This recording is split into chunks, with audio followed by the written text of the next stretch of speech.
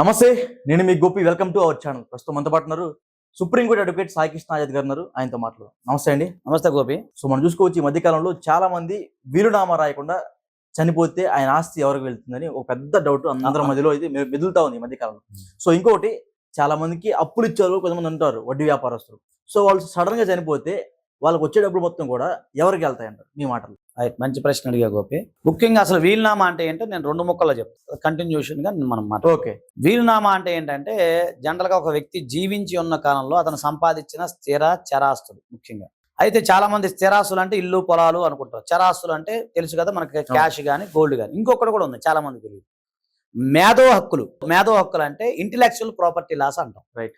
Intellectual properties. Gopi అనే వ్యక్తి ఒకటి కనిపెట్టాడు, అలా వస్తువు కనిపెట్టాడు, దానికి సంబంధించిన హక్కులు వేరే వాళ్ళు కొనుక్కున్నప్పుడు దానికి ఏదైతే ఇంటెలెక్చువల్స్ ఏవైతే ఉన్నాయో ఆ ప్రాపర్టీ ఏదైతే ఉందో ఈయన తర్వాత ఎవరికి చెందాలి.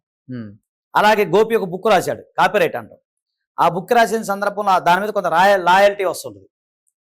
ఉదాహరణకు ఒక బుక్ రాశాడు, లాయల్టీ వస్తుంది. ఆ లాయల్టీ తర్వాత ఎవరికి చెందాలి, ఓకేనా. తర్వాత గోపి ఏంటంటే ఒకటి కనిపెట్టాడు, ఒక వస్తువు కనిపెట్టాడు. దాని ద్వారా కొంతమందికి, ఉదాహరణకి నేను చెప్తాను, వంటలు ఉంటాయి. వంటలు కొంతమంది వెరైటీగా వండి ఈ మధ్యకాలంలో కొన్ని వెరైటీ బిర్యానీలు వండుతారు, వండి దాన్ని రిజిస్ట్రేషన్ చేసుకుంటుంటారు. అలాగే కొంతమంది ఒక సంస్థని, ఒక ట్రేడ్ మార్క్ని రిజిస్ట్రేషన్ చేసుకుంటుంటారు. ఇప్పుడు ఉదాహరణకి మీకు ఒక పార్టీ ఉంది, ఉదాహరణకు చెప్తున్నాను. ఒక పార్టీ ఇప్పుడు ఓడిపోయింది అనుకోండి ఆంధ్రప్రదేశ్లో. ఆ పార్టీ యాక్చువల్గా ఆ పార్టీ వాళ్ళది కాదు, వైసీపీ. ఇక అందరూ తెలిసిన విషయం. చిరంజీవి గారి పార్టీ తెలుసు కదా, ప్రజారాజ్యం. అది ఆయనది కాదు, ప్రజారాజ్యం పార్టీ ఆయనది కాదు. ఒక లాయర్ రిజిస్ట్రేషన్ చేసుకుంది. అలాగే వైఎస్ఆర్సీపీ ఒక XYZ పర్సన్ ఆయన రిజిస్ట్రేషన్ చేసుకున్నారు.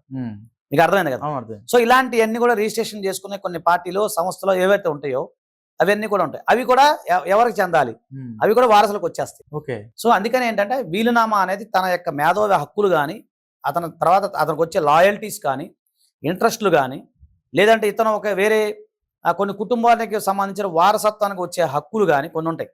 వారసత్వం సంబంధించిన హక్కులు ఉంటాయి, కొన్ని ఆదాయ మార్గాలు ఉంటాయి. సో ఇవన్నీ కూడా వీలునామా ద్వారా తన తదనంతరం ఎవరికైతే ఇస్తారో అది ఆటోమేటిక్ ఇవ్వాలి.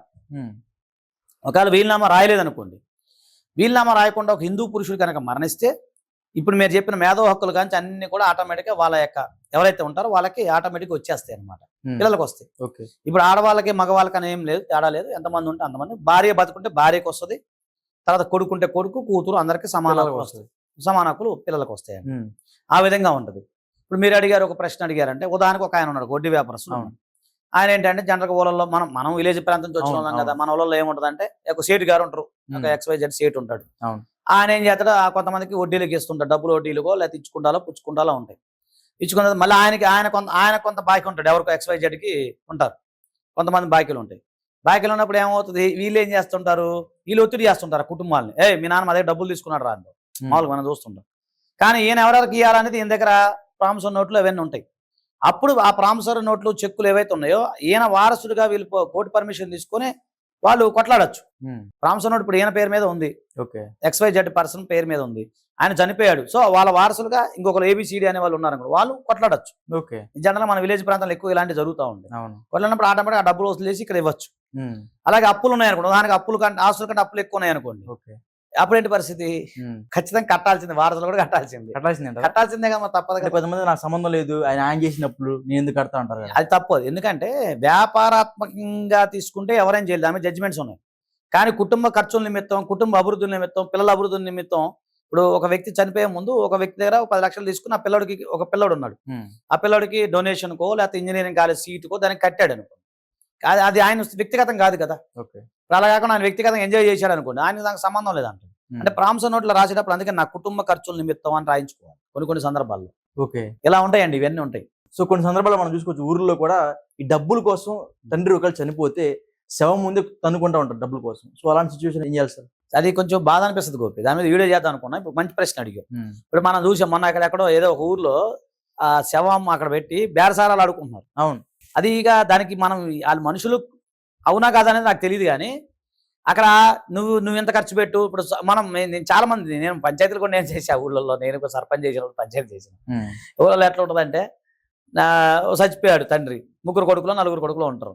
వాడే అంటాడు, నేను ఎందుకు ఖర్చు, మొన్నదాకా తిండి నేను పెట్టా అంటాడు ఒకడేమంటాడు, లేదు నాకు మొన్నదాకా ఆయన హాస్పిటల్ ఖర్చు నేను పెట్టా అంటాడు. ఒకడేమో ఆయన చేసిన అప్పు నేను తీర్చా అంటాడు. ఒకడు అంటాడు లేదు నాకు అది సంబంధం లేదు, నాకు అది చేసే చాకరీ చేసా అంటాడు. మరి చనిపోయినప్పుడు ఆ వ్యక్తికి సంబంధించిన ఖర్చులు ఎవరు పెట్టుకోవాలి? అదొక పెద్ద ప్రాబ్లం. ఓకే, ఇప్పుడు ఎవరు పెట్టుకోలేదు? కొన్ని సందర్భాల్లో చందాలే అంటే ఒకటేనండి, అది అది చట్టంలో చనిపోయిన వ్యక్తికి దాన సంస్కారాలు జరపాలంటే మనకి చట్టంలో ఎక్కడ ఉండదు. కానీ మీరు ఖచ్చితంగా చనిపోయిన వ్యక్తి ఆస్తులు పంచుకున్నప్పుడు బాధ్యత కూడా పంచుకోవాలి, అంతే కదండి. అవును.